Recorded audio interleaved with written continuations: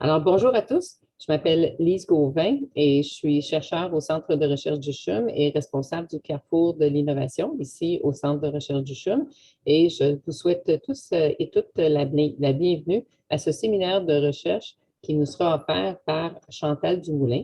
Alors, Chantal, elle est chercheure et directrice de laboratoire. Elle est titulaire de la chaire de recherche du Canada en santé urogynécologique et vieillissement. Elle est chercheure au Centre de recherche de l'Institut universitaire de gériatrie, professeure titulaire à l'École de réadaptation de la Faculté de médecine de l'Université de Montréal, où elle dirige le micro-programme de deuxième cycle en rééducation périnéale et pelvienne. Elle va nous faire une présentation car elle souhaite devenir chercheur associée au Centre de recherche du CHUM. Marie-Hélène vous en dira un petit peu plus long. Mais la raison pour laquelle on fait ces séminaires de recherche-là, c'est parce qu'on souhaite, que les gens connaissent Chantal et l'excellent travail qu'elle réalise, mais aussi pour être capable de stimuler des collaborations. Donc, ce qui est prévu, c'est que Chantal va nous faire une présentation de 35 ou 40 minutes où elle va expliquer son parcours et certains de ses projets de recherche. Et ensuite, il y aura une période qui sera ouverte à la discussion. Compte tenu de nos nombres, je vous invite soit à utiliser le clavardage pour poser vos questions, mais si vous préférez parler de vive voix, vous pouvez aussi lever la main et on vous accordera la parole. Je vous informe que la présentation est enregistrée et sera disponible en différé sur la page YouTube du Centre de recherche du CHUM. Et je vous invite aussi à partager ce lien si vous avez vous voyez des gens qui pourraient être intéressés par les propos. Donc, je vais céder la parole à Marie-Hélène et ensuite Chantal enchaînera. Marie-Hélène? Bonjour, je veux tout d'abord remercier tout le monde pour qui ce n'est pas l'horaire habituel d'être présent avec nous ce matin. Je remercie Lise là, de nous donner cette opportunité-là de réunir des chercheurs, des cliniciens. Je vous explique un peu là, comment on arrive ici.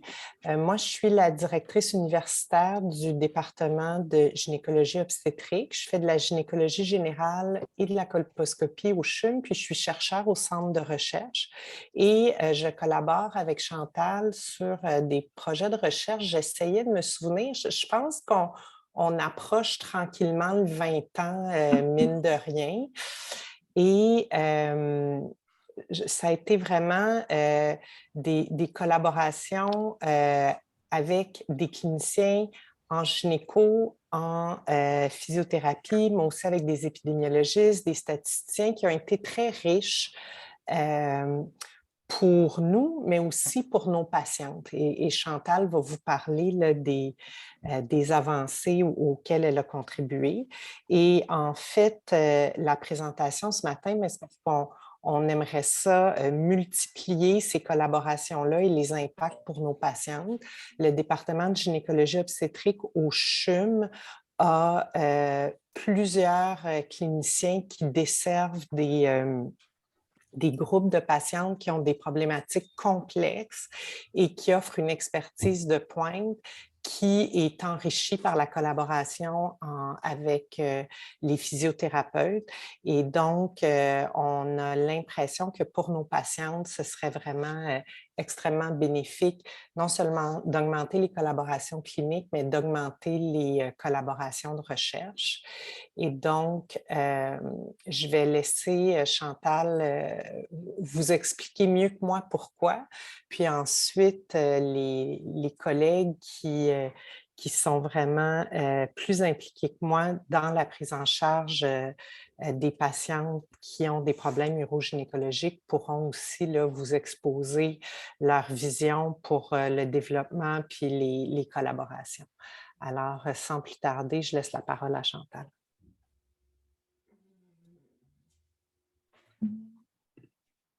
Ça ne sera pas long.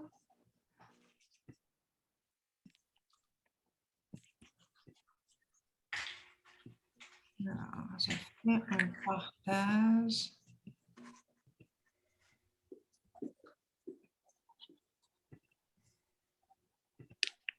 Est-ce que vous voyez bien mon écran? C'est parfait. C'est parfait. C'est parfait. Merci. Alors, bonjour tout le monde, bon matin. Puis j'aimerais remercier là, déjà Marie-Hélène puis Lise là, de me donner l'opportunité ce matin de venir vous parler. Alors, le titre de ma présentation, c'est Au-delà des exercices de Kegel. Puis j'espère là, que je pourrai vous montrer dans les prochains 30 minutes là, comment il y a eu des avancées en rééducation du plancher pelvien depuis Kegel. Là. Et surtout, puis c'est intéressant, mais on a eu beaucoup d'avancées au Québec. Alors, je vais vous partager ça. Alors, pour ceux qui ne sont pas familiers, qui est Arnold Kegel?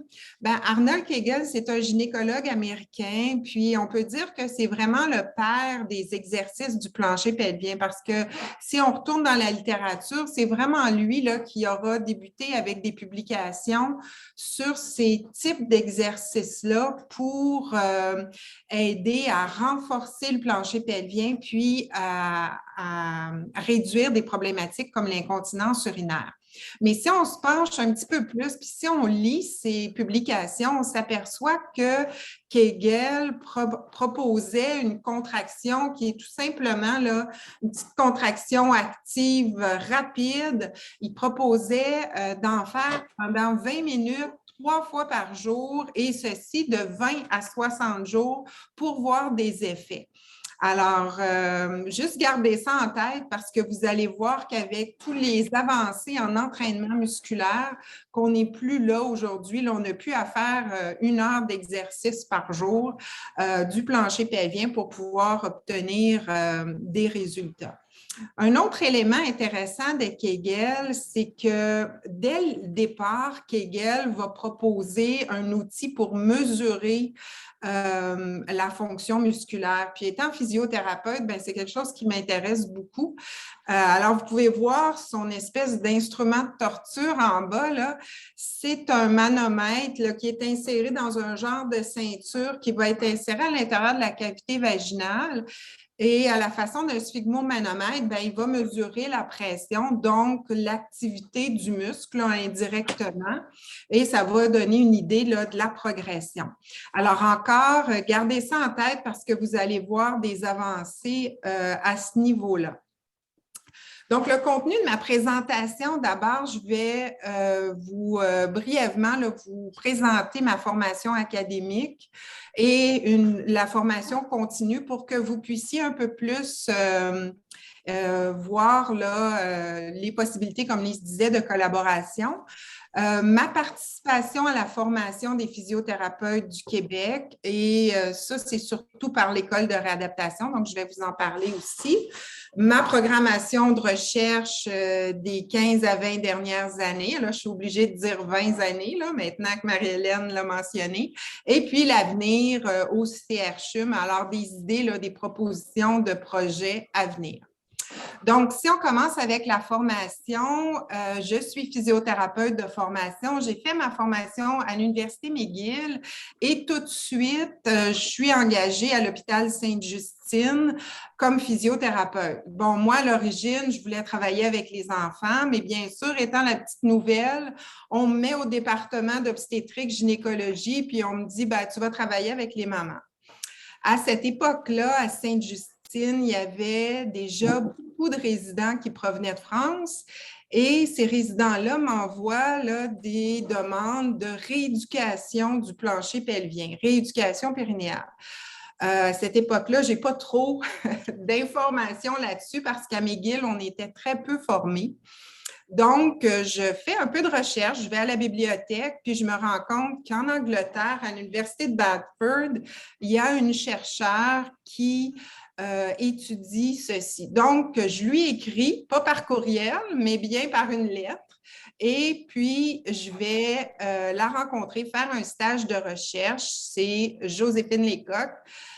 Et pour ceux qui sont un petit peu plus familiers avec le plancher pelvien, Joséphine Lecoq, c'est elle qui aura développé la première échelle de mesure digitale de la fonction du plancher pelvien. Donc, c'est une échelle d'Oxford de 0 à 5 qui permettait de quantifier la fonction musculaire. Alors, avec cet intérêt-là, je reviens à Montréal, puis à l'Université de Montréal, je vais faire ma maîtrise et mon doctorat en sciences biomédicales à l'école de réadaptation et en collaboration avec Marc-Claude Lemieux, là, qui à l'époque était une des premières là, en urogynécologie. Donc, pour nous aider, on travaille avec les collègues de Sainte-Justine pour faire, en fait, mon premier essai clinique randomisé qui compare le traitement usuel, c'est-à-dire une petite feuille d'exercice avec un programme de rééducation du plancher pelvien.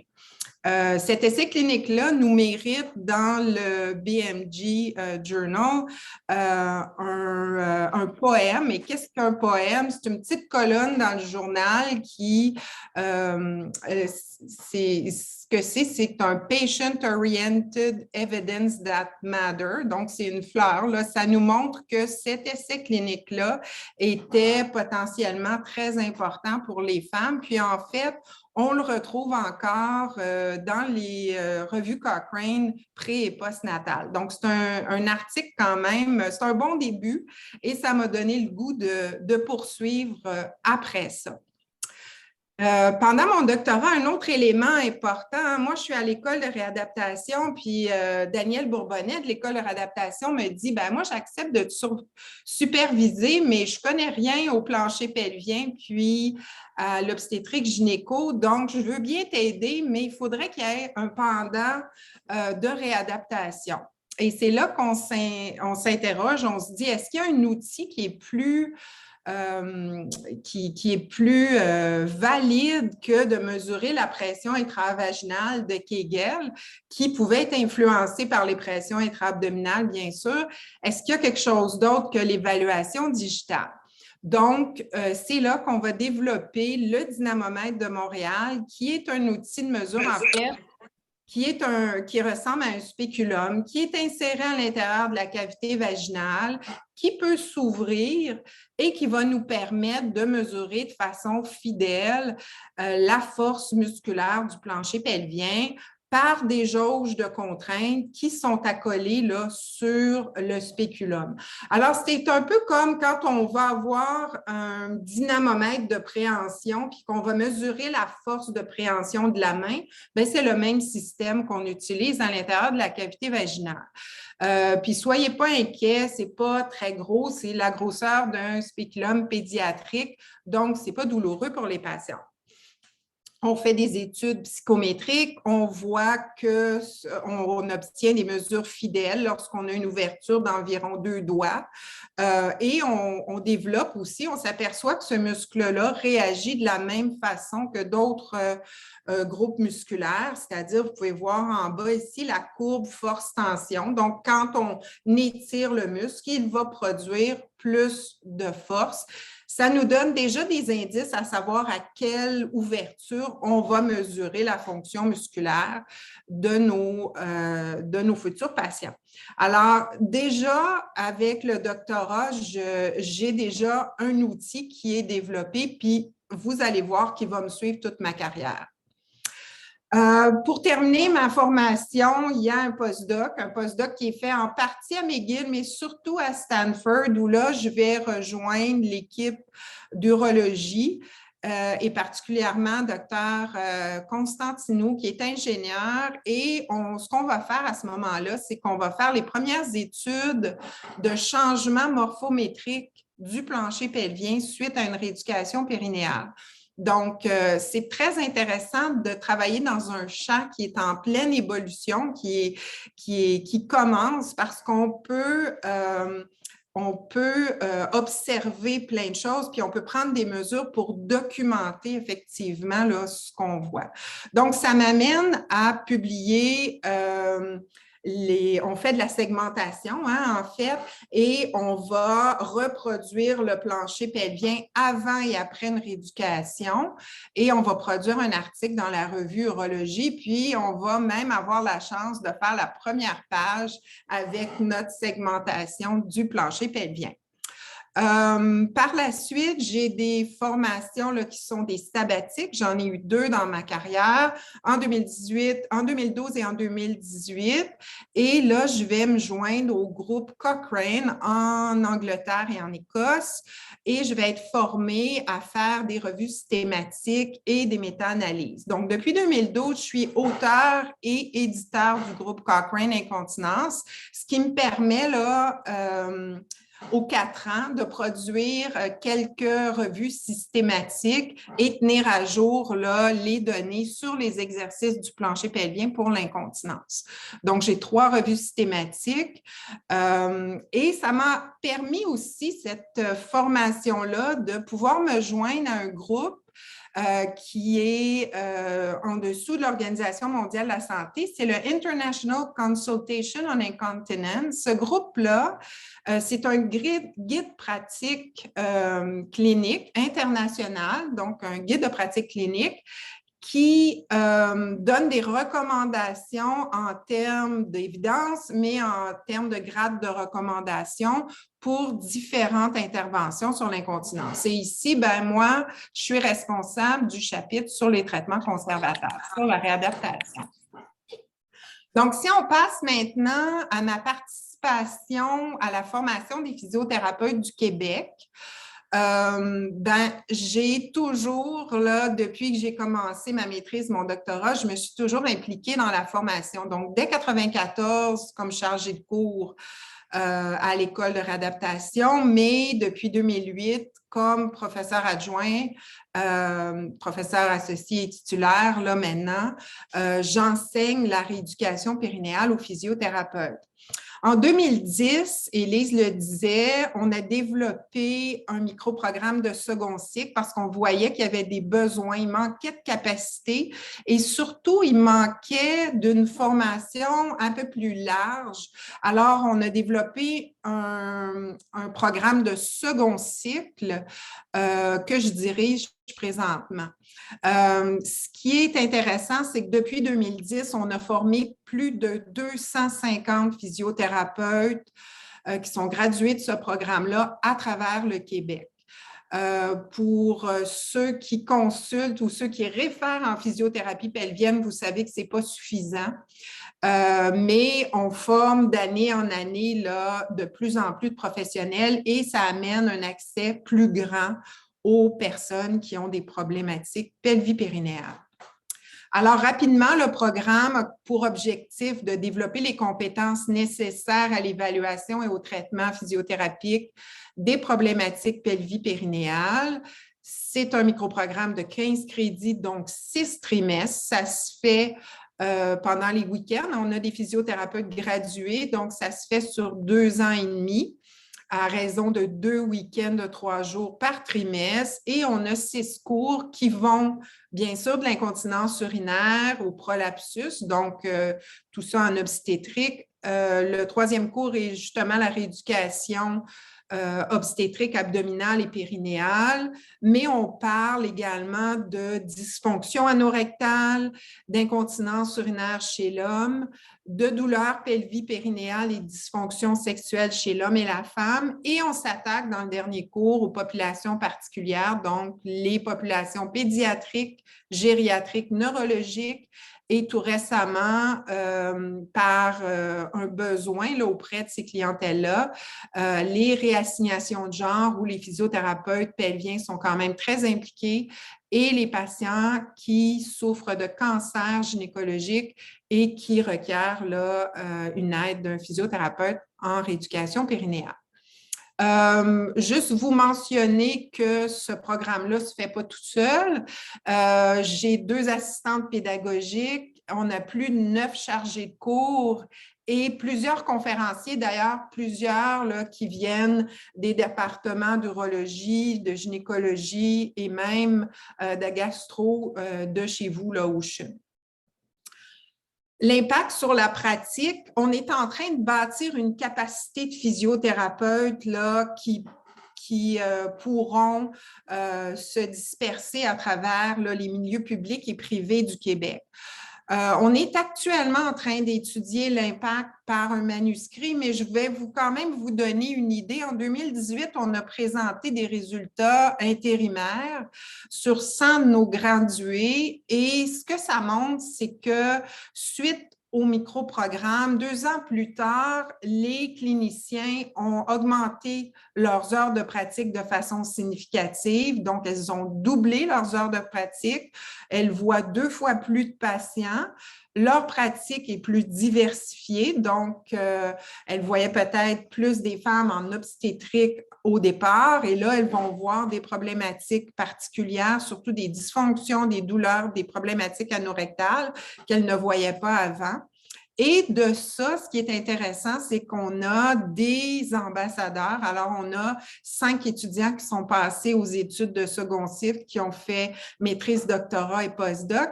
Et on a également des cliniciennes qui s'impliquent dans la recherche. Puis ça, ben, c'est en 2018, on en a encore plus.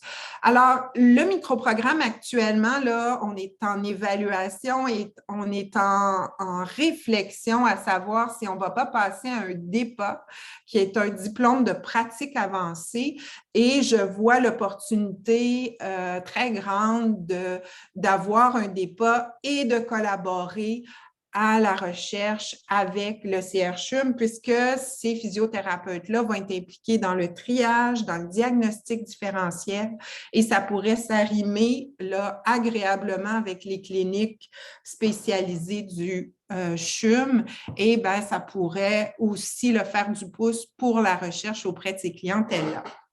Maintenant, ma programmation de recherche des 15, mais là, je vais dire des 20 dernières années.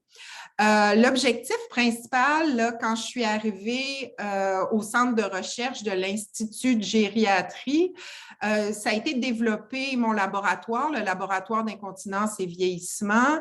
Par la suite, j'ai eu la chaire de recherche en santé urogynécologique et vieillissement.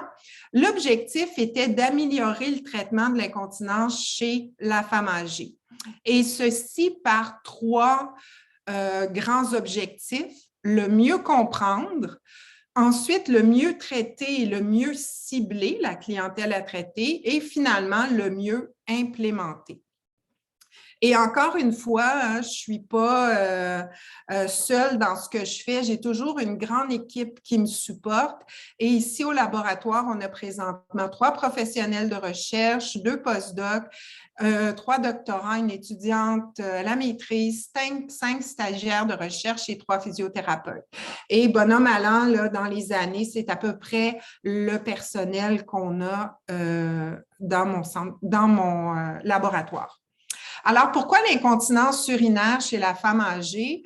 J'ai décidé de m'intéresser à ça au départ puisque c'est vraiment une problématique prévalente chez la femme vieillissante. Hein?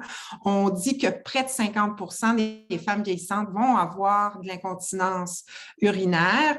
Ça ne va pas s'améliorer avec le temps et non seulement ça, il y a 40% d'entre elles, 44% d'entre elles, ces femmes-là qui ont de l'incontinence, qui vont avoir des problématiques sévères. Et ça, c'est intéressant, c'est que ces problématiques sévères-là vont avoir de grands impacts sur la qualité de vie et même sur le bien vieillir. Donc, c'est très important de s'y attarder. Le type d'incontinence le plus prévalent chez la femme âgée, c'est l'incontinence urinaire mixte, qui est une problématique qui combine l'incontinence d'effort, quand vous toussez, vous éternuez, mais aussi l'incontinence d'urgence.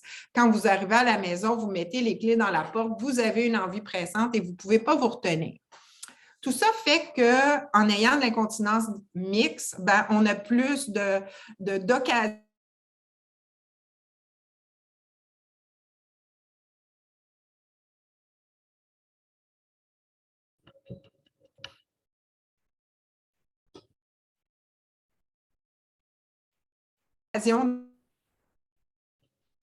et que ça coûte cher des protections. Ça peut entraîner l'isolement. En fait, on le voit, hein, les personnes âgées qui ont de l'incontinence vont moins socialiser, vont moins faire d'activité physique et bien, ça va devenir une boucle, là, un cercle vicieux et on fait moins d'exercice, on prend du poids, on met plus de pression sur son plancher pelvien et on a encore plus d'incontinence. Mais au-delà de ça, il y a un lien entre l'incontinence urinaire chez la personne âgée et l'augmentation du risque de chute et éventuellement le fait d'être en institution. Donc, vous pouvez voir que l'impact de cette problématique-là de santé qui a l'air banale là, au départ est très grande pour une femme vieillissante. Et on dit que l'incontinence altère la qualité de vie plus sévèrement que d'autres pathologies chroniques considérées plus morbides comme le diabète chez la personne âgée. Donc, je reprends mes 3 sous-objectifs, le mieux comprendre. Première chose que j'ai fait en arrivant à l'Institut de gériatrie, c'est de faire un jury citoyen avec des collègues du CHUM ici et du CHUM. Vous pouvez voir Dr. Tang, il y a Martine Jolivet, il y a aussi Dr. Lieberman. Alors, je me disais, il faut comprendre c'est quoi la problématique pour ces femmes âgées-là. Et on a décidé de déterminer les problématiques de recherche prioritaires pour les femmes âgées souffrant d'incontinence urinaire. Si vous n'avez jamais fait un jury citoyen, c'est fantastique comme projet de recherche. Ça se fait en une journée. Il y a beaucoup de préparation, mais après ça, vous avez toutes vos données. Alors, un jury citoyen, c'est une étude qualitative avec une approche de groupe nominal. Puis en fait, comment on procède? C'est qu'on fait une présentation, on a fait une présentation sur les traitements actuels. On avait aussi le volet évaluation et ces présentations-là étaient basées sur les données probantes, donc les revues Cochrane et l'International Consultation on Incontinence. Alors, mes collègues présentaient les différentes approches de traitement et par la suite, donc les traitements conservateurs, la médication et les chirurgies. Et par la suite, en après-midi, les femmes se joignaient à des groupes de 10 à 15 avec d'autres qui avaient le même type d'incontinence et un facilitateur qui était indépendant de nous pour identifier les priorités de recherche. Alors, au niveau des résultats, dans un premier temps, notre population, c'était 43 femmes. On les avait recrutées par les médias. Ces femmes-là, bien sûr, on s'était assuré de confirmer leur type d'incontinence par des questionnaires et calendriers mictionnels. Donc, on en avait à part égale là, des 3 différents types d'incontinence. Fait à noter, il y avait plus de 60% de ces femmes-là qui avaient demandé de l'aide dans le passé ou qui avaient fait des traitements, mais qui n'étaient pas encore satisfaites, qui avaient encore de l'incontinence urinaire. Et ce qu'on a retrouvé au niveau des priorités de recherche de ces femmes-là, c'est « je veux m'impliquer dans la gestion de l'incontinence ». Donc, un besoin de prendre part à leur traitement. Et ça, je vous dirais que c'est un peu le fil directeur de tout ce que j'ai fait après coup. Donc, pour l'incontinence d'effort, l'incontinence mixte, elle voulait en savoir plus sur les exercices, mais aussi sur les modifications d'habitudes de vie. Alors, qu'est-ce que je dois faire en termes d'ingestion de liquide? Qu'est-ce que je dois boire? Combien? Quels sont les irritants de la vessie? Qu'est-ce que je dois faire pour mon poids? Est-ce qu'il y a un poids qui est trop élevé? Quel type d'activité physique je peux faire? Pour l'incontinence d'urgence, il y avait beaucoup de demandes, en fait, pour qu'il y ait de la recherche sur la rééducation vésicale, la rééducation de la vessie et les exercices. Alors maintenant qu'on savait là, un peu ce que les femmes voulaient, moi, je suis retournée avec mes outils d'évaluation de la fonction et de la morphométrie du plancher pelvien pour voir qu'est-ce qu'il y avait de spécifique chez la personne âgée, la femme âgée qui avait de l'incontinence. Donc, il s'en est suivi là, une série d'études de cohorte que j'ai fait au cours des années, dans lesquelles, dans un premier temps, j'étudiais la fonction musculaire du plancher pelvien avec le dynamomètre. Et pour m'apercevoir que le plancher pelvien, il y avait des dysfonctions à différents niveaux. Non seulement les femmes incontinentes avaient des problèmes au niveau de la force, mais elles avaient aussi des difficultés au niveau de leur endurance, au niveau de la rapidité de la contraction, mais aussi au niveau de la coordination avec une toux, par exemple. Donc, ce que ça me disait, c'est qu'il fallait peut-être changer le programme d'exercice pour l'adapter à ces dysfonctions musculaires-là. J'ai également poursuivi avec l'étude de la morphométrie du plancher pelvien, puis ça, on a fait ça avec Dr. Tan, qui est ici ce matin, pour mieux comprendre, en fait, que les dysfonctions et les dysmorphies étaient spécifiques au type d'incontinence. Donc, non seulement il fallait augmenter le nombre d'exercices ou en fait le spécifier pour l'incontinence chez la personne âgée, il fallait le faire aussi de façon différente pour les différents types d'incontinence. Donc, on a pu voir que les femmes avec une incontinence urinaire mixte avaient une morphométrie pelvienne plus basse que les femmes qui étaient continentes et même les femmes qui avaient de l'incontinence d'effort, et que celles qui avaient de l'incontinence d'effort avaient plutôt une lacune qui se trouvait au col vésical. Donc, ce qui m'amenait à réfléchir à différents exercices ou programmes d'exercice pour régler ces différentes problématiques-là. Une qui serait plutôt en tonus, en augmentation de tonus, donc tonification, et l'autre qui serait plus en coordination pour fermer le col. Étant donné que je suis physiothérapeute, j'ai aussi voulu aller voir la fonction motrice du plancher pelvien, la fonction motrice globale, de ces femmes-là. Et pour ce faire, on a étudié la marche, l'équilibre chez les femmes âgées qui avaient de l'incontinence versus celles qui n'en avaient pas. On s'est aperçu qu'il y avait une réduction de la force des membres inférieurs, de la mobilité, de l'équilibre chez ces femmes-là, ce qui nous a aussi donné l'idée d'inclure une portion visant cette problématique-là chez la femme âgée.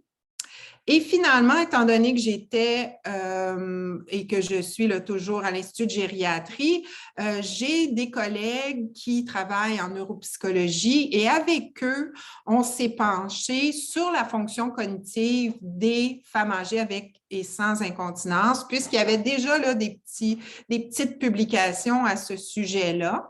Et ce qu'on s'est aperçu, c'est que les femmes incontinentes âgées avaient de la difficulté à désengager leur attention d'une tâche pour une autre. Donc, il y avait des difficultés dans la double tâche. Donc, imaginez avoir à retenir vos urines quand vous devez vous rendre à la toilette. Alors, ça nous donnait encore une fois, une idée de comment construire notre programme d'exercice pour cette clientèle spécifique-là. Ça nous a amené à faire un projet pilote.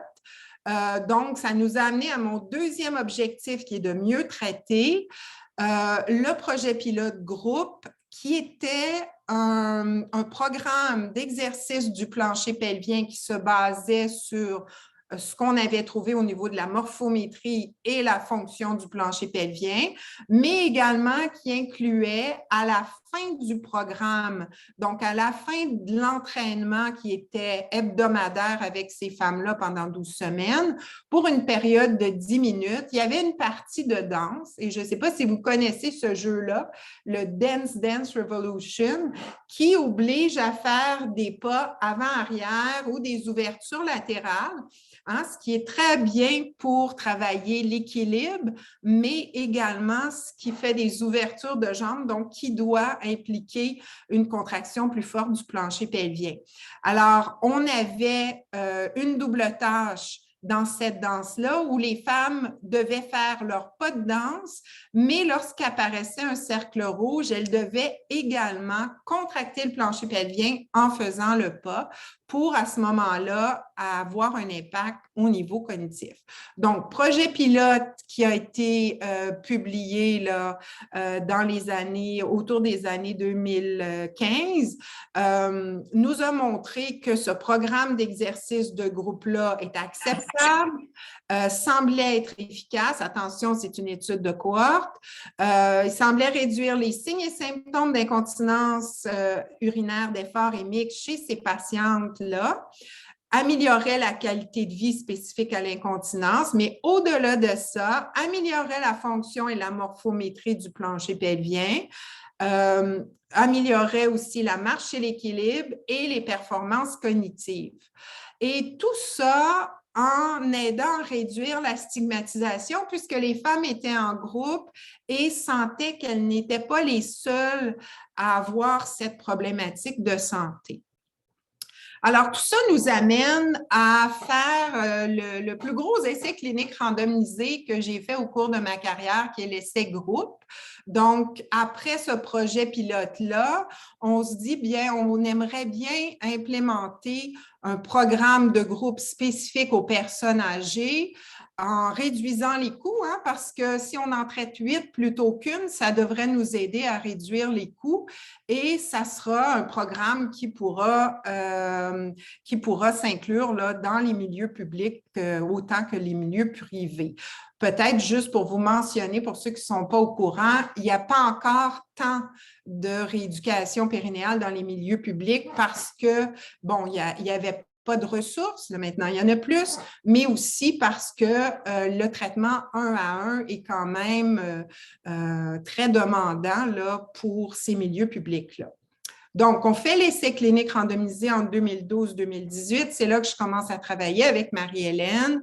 On a 362 femmes qui souffrent d'incontinence mixte ou d'incontinence d'effort. Elles sont allouées à 2 groupes, un groupe individuel, donc une physiothérapeute et une patiente, ou un groupe où on a 8 femmes avec une physiothérapeute.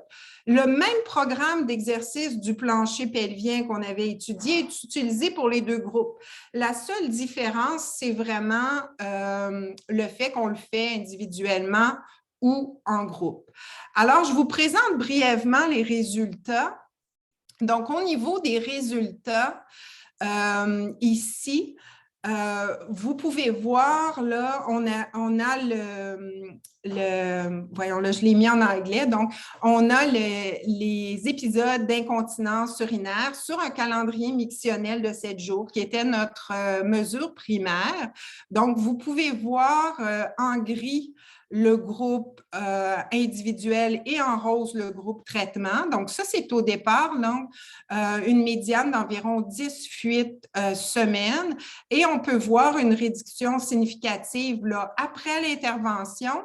Et ce qui est intéressant dans cette étude-là, qui est rarement fait en physiothérapie, c'est de montrer que malgré qu'on a terminé le traitement et qu'il n'y a plus d'intervention, on a un maintien de la continence là, à un an après la randomisation. Et les patientes, on leur demande tout simplement de faire un programme de maintien, mais on ne les surveille plus. Il n'y a plus de traitement actif, mais on peut voir que ça se maintient. Alors maintenant, l'essai groupe était un essai de non-infériorité pour justement montrer que le traitement de groupe était au moins non inférieur au traitement individuel. Donc, si on regarde à 1 an, le pourcentage de réduction des fuites pour le groupe est à 74 % versus 70 % pour le groupe individuel. Et ici, on peut calculer là, la différence entre les deux et on voit que cette différence-là sera à l'intérieur de notre marge d'équivalence qu'on avait calculé avant, qui était à 10 %. En fait, on peut même voir que le groupe semble supérieur, hein, mais toujours dans la marge d'équivalence, donc on ne peut pas dire ça, mais du moins, il est non inférieur que le traitement individuel. Donc, c'est un grand pas au niveau là, de l'accessibilité ces résultats-là. Puis, ça montre que aussi, là, pour répondre à la question, quand des femmes âgées se font dire, ben écoutez, vous êtes trop âgées pour faire une réadaptation du plancher pelvien, vous êtes trop âgé, c'est normal d'avoir des fuites à votre âge, ben, cet essai-là montre que malgré tout, avec une moyenne d'âge de 70 ans, les femmes peuvent s'améliorer par une réadaptation. Un autre point intéressant, et on est en train de publier ces résultats-là, c'est le coût. Alors, je sais que c'est très occupé, cette slide-là, mais vous pouvez voir le coût pour le participant et le coût pour la clinique privée. Ici, vous allez voir les coûts reliés directement avec le traitement et bien, vous avez les coûts totaux qui incluent pour la femme, par exemple, les pads, les frais aussi là, de téléphone, de confirmation de rendez-vous là, pour le provider. Donc, on peut voir que les coûts totaux sont significativement moins importants. En fait, si on regarde en haut, ici, on pourrait voir qu'une femme âgée aurait payé 1 200 $ pour avoir ce type de traitement-là individuellement, comparativement à 362 $ pour avoir un traitement de 12 semaines de réadaptation du plancher pelvien. Pour ce qui est de la clinique, là encore, il y a beaucoup d'économies à faire. Donc, en conclusion, les deux traitements sont efficaces pour réduire les fuites urinaires et améliorer la qualité de vie. Par rapport à la physiothérapie individuelle, la physio de groupe est une option moins coûteuse pour traiter l'incontinence chez les femmes âgées de 60 ans et plus. Et cette approche, comme je le disais, pourrait aider à augmenter l'accessibilité aux soins tout en réduisant les coûts. Ça m'amène à vous parler très, très brièvement d'une découverte fortuite qu'on a fait avec ce projet-là et qui a amené à faire un doctorat à une de mes cliniciennes. C'est qu'en fait, les participantes du projet groupe rapportaient aux cliniciennes physiothérapeutes, est-ce que c'est possible que j'ai moins de sécheresse vaginale? Est-ce que c'est possible que j'ai moins de douleur lors de mes activités sexuelles? Est-ce que c'est possible que je sois plus confortable? Donc, ce qu'on a fait, c'est qu'on a, avec l'aide de cliniciens du CHUM, avec Barbara, on a créé un sous-groupe. En fait, on a fait une sous-étude. On a diagnostiqué des femmes avec un syndrome génito-urinaire de la ménopause en faisant des tests complémentaires. Et ces femmes-là, on leur a donné des questionnaires supplémentaires pour mesurer si effectivement il y avait un impact au niveau du syndrome génito-urinaire de la ménopause. On a observé une réduction des symptômes chez 76% de ces participantes, une amélioration de la qualité de vie et de la fonction sexuelle. Et avec Dr. Tang, on a fait des mesures au niveau de la vascularisation pour essayer d'étudier le mécanisme de tout ça, comment ça se fait que ça aidait. On a vu qu'il y avait une amélioration de la vascularisation au niveau des tissus vulvo-vaginaux avec l'écho-Doppler et on a vu également qu'il y avait une amélioration de l'élasticité en mesurant avec le dynamomètre. Donc, je pense que ça, c'est vraiment une brèche dans une porte qui peut être très, très intéressante parce qu'il y a plusieurs femmes vieillissantes qui ont ce syndrome-là, certaines ne pouvant pas être traitées par une médication, par des hormones, par exemple, et je pense que c'est un domaine, un champ là, qui pourrait escalader dans les prochaines années. En tout cas, sûrement, ça pourrait aider un grand nombre de femmes. Alors, mieux implémenter, c'était mon dernier objectif.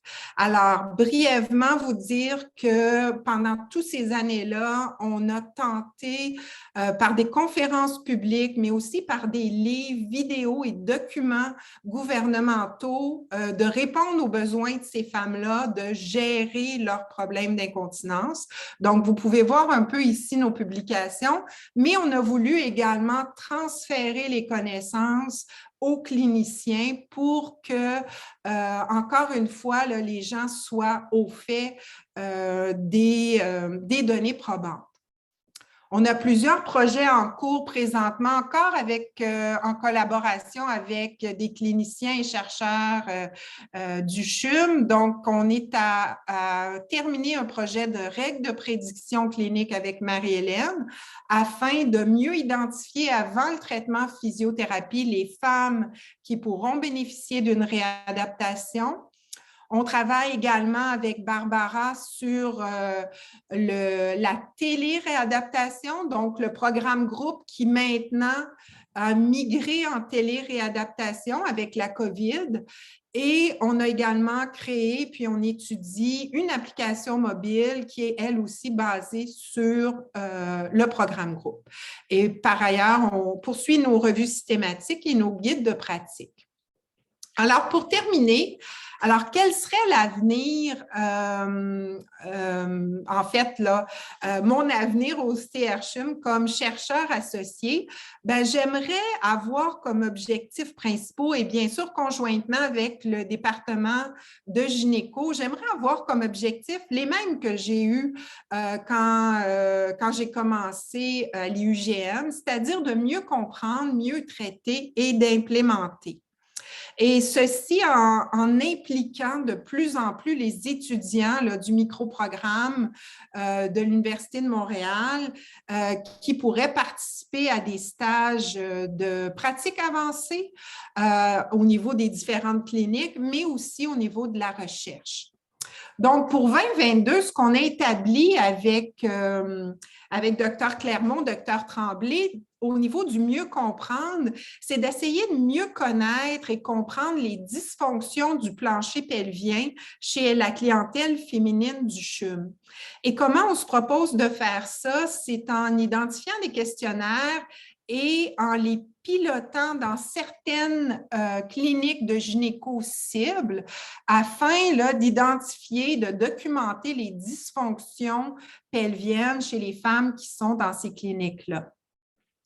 On a aussi l'intention d'identifier, de créer, de piloter un questionnaire court qui demanderait aux femmes de ces cliniques-là leur opinion sur les priorités, leurs priorités en santé pelvienne.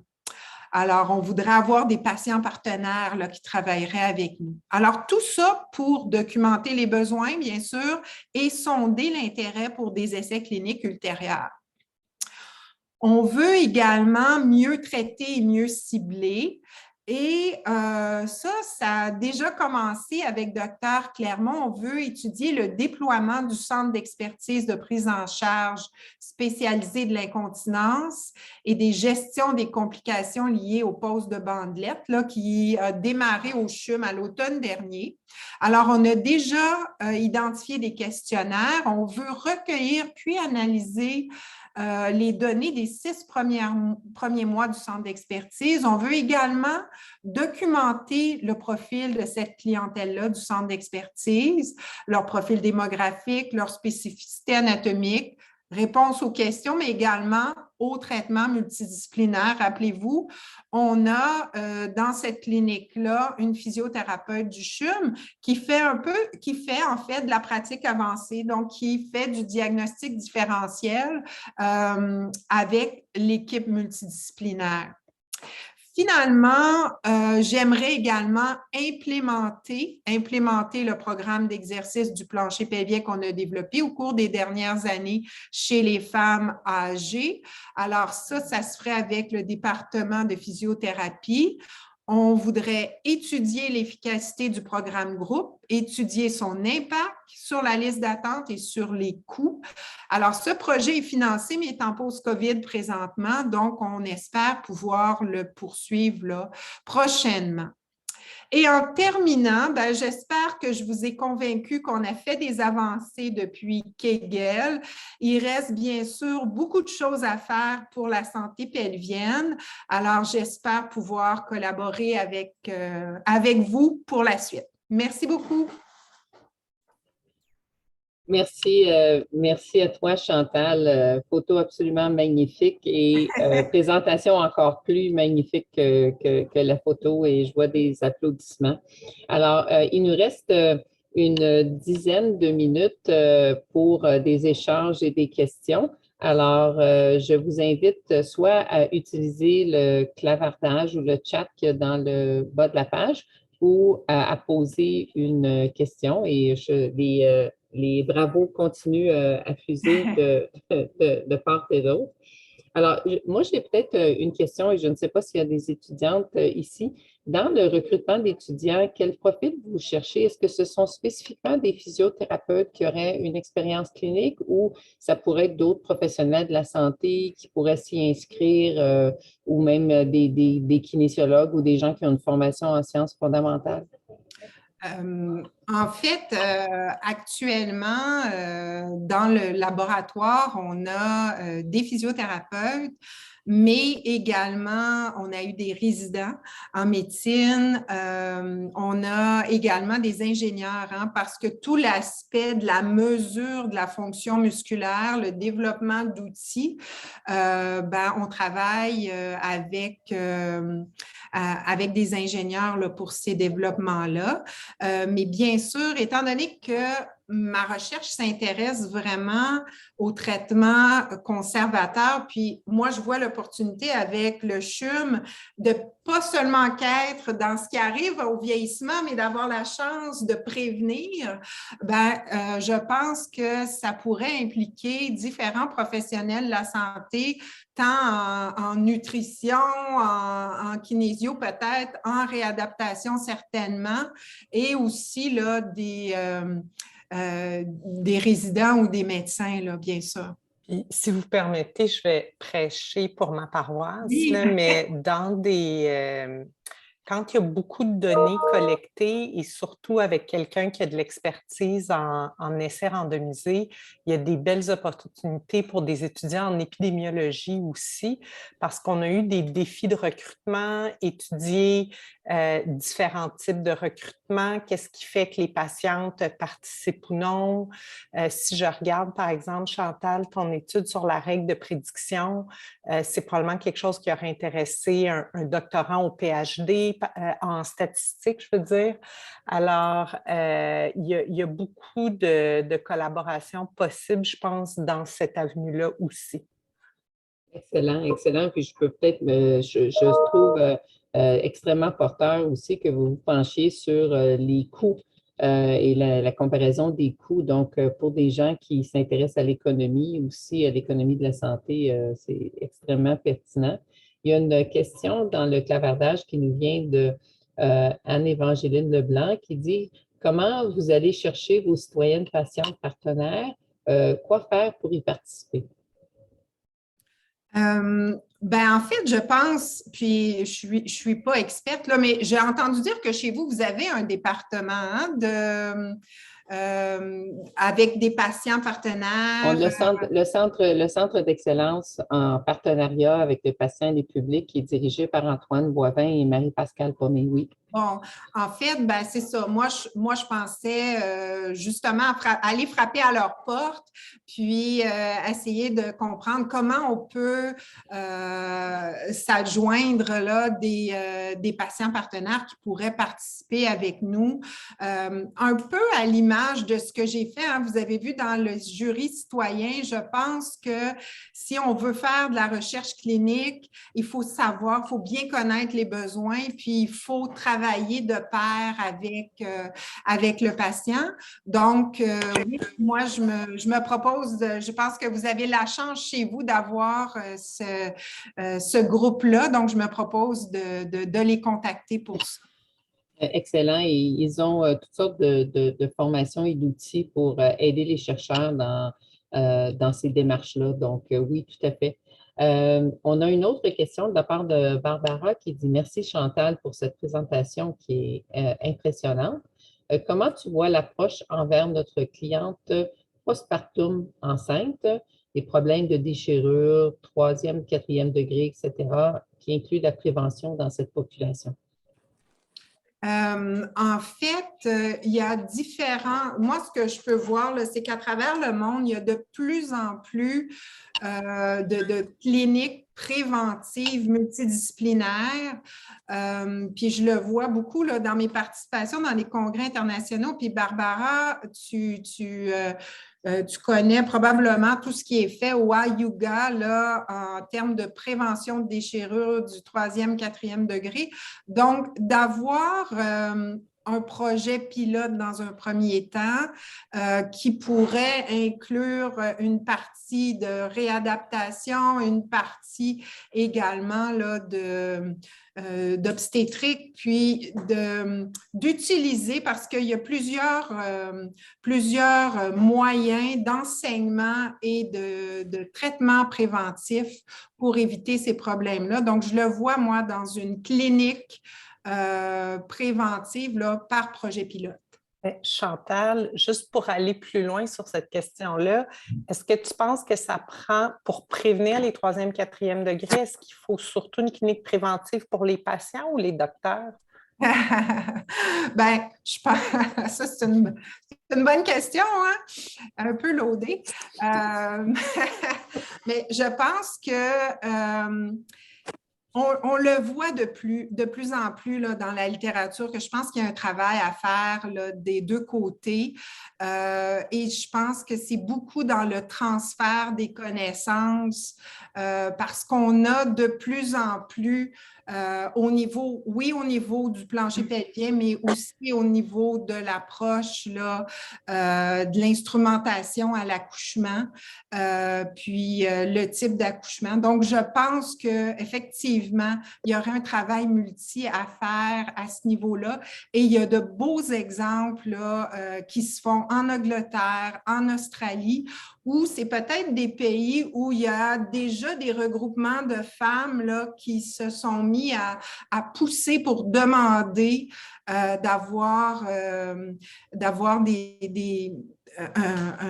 meilleure prévention de ces séquelles post-accouchement-là. Puis je pense que ça s'en vient ici là, rapidement. Donc, je pense que c'est le temps là, de faire un pas à ce niveau-là.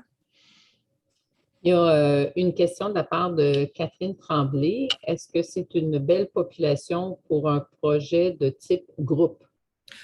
Ben, en fait, la population prénatale ou postnatale, là, dépendamment là, si on parle de quelqu'un avec ou sans problématique, oui, tout à fait. Si on regarde dans les revues Cochrane, les groupes d'Europe du Nord, là, de Norvège, de Danemark, travaillent beaucoup chez la femme postnatale ou prénatale avec des groupes et ça se fait très bien. Il faudrait avoir une meilleure identification là, de la problématique. Je n'irai pas avec la même intervention, hein, Catherine, que chez la personne âgée. Les spécificités de la femme plus jeune, il faudrait le rendre peut-être un peu plus à l'heure du jour, là. Puis c'est des femmes qui sont très occupées puis qui ont des jeunes enfants. Donc, il y aurait des aménagements à faire, peut-être une portion en ligne, peut-être des choses, là, je pense, rapidement. Mais oui, effectivement, ça se ferait bien. Puis, ça permettrait d'augmenter la capacité de traiter plus de femmes ou de prévenir avec plus de femmes. Puis, je pense que c'est là qu'il faut qu'on aille. Il y a certaines personnes qui ont besoin probablement des traitements individuels, des personnes avec des problèmes plus spécifiques puis plus importants. Là, je vois une question sur la vestibulodynie. Bien, des fois, ça va prendre 1 à 1, mais on a d'autres groupes de patientes qui peuvent très bien bénéficier de téléréadaptation, d'applications mobiles ou d'interventions de groupe. Donc, c'est ça, je pense, qu'il faudrait implémenter là, pour mieux traiter. Alors, il nous reste juste quelques minutes, mais je me permets de rassembler 3 commentaires qui ont été faits, qui apparaissent dans le clavardage. Et je vois aussi que cette présentation a stimulé la collaboration telle qu'on le souhaitait d'entrée de jeu. Donc, il y a Simard-Raymond qui dit « Merci Chantal, il y a un gros besoin de physiothérapie chez nos patientes avec vulvodynie.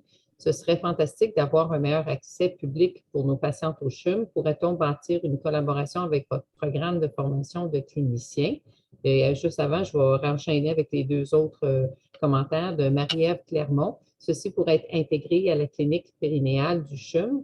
Et Laurie Glazer qui nous dit « Bonjour, je travaille au CHUM comme physio en rééducation périnéale et je suis également impliquée dans le projet de bandelettes sous-urétales Nous voyons plusieurs cas de vulvodynie, mais effectivement, notre liste d'attente est très longue. Alors, quelques commentaires sur ces possibilités de collaboration, peut-être suggérer la façon de rentrer en communication avec toi?